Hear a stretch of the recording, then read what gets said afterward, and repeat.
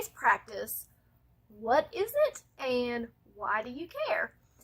You've probably heard of evidence-based practice.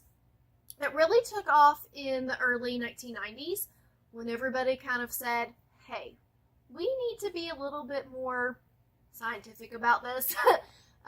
Let's use research. Let's have a plan. So evidence-based practice looks like this. There are three main parts. And the first part is research. So there are people whose job it is to just do research. They are looking at a treatment, they're testing it, they're collecting data, they are writing a report on it, and they're saying, hey, we did this, it worked, or we did this and it didn't work. And then we all have access to that research.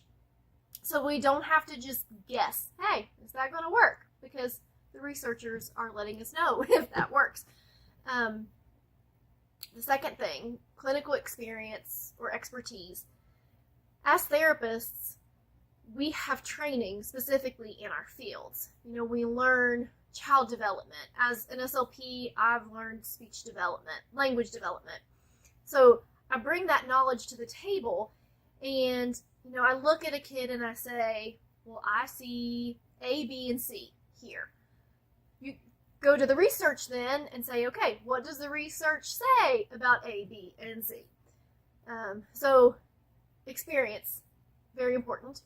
The third thing is family values.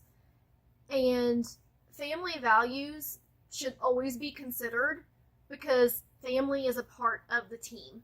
So we need your input while we are making these plans.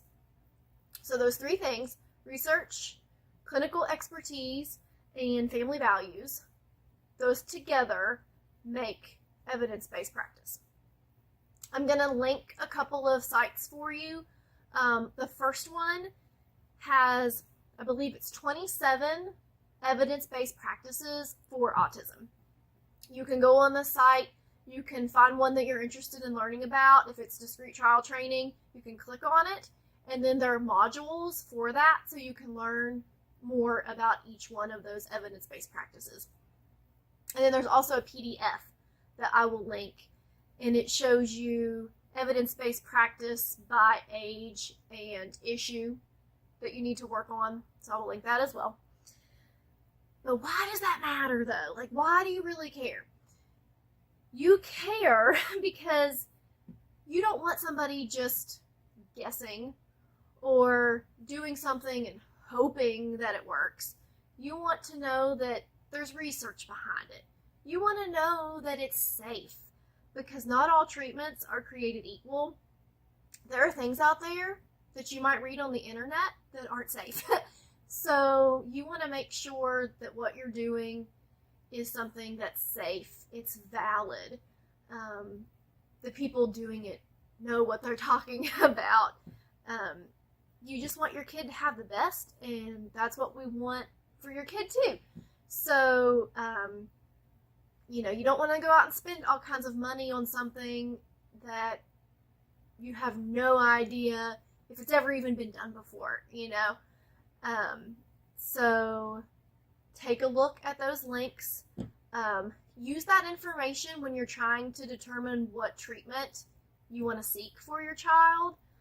Look at, is there evidence behind it? Real evidence, not just something that, somebody on the internet said. Use that when you're making those decisions because it's really important.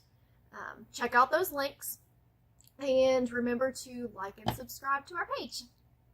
Thanks for watching!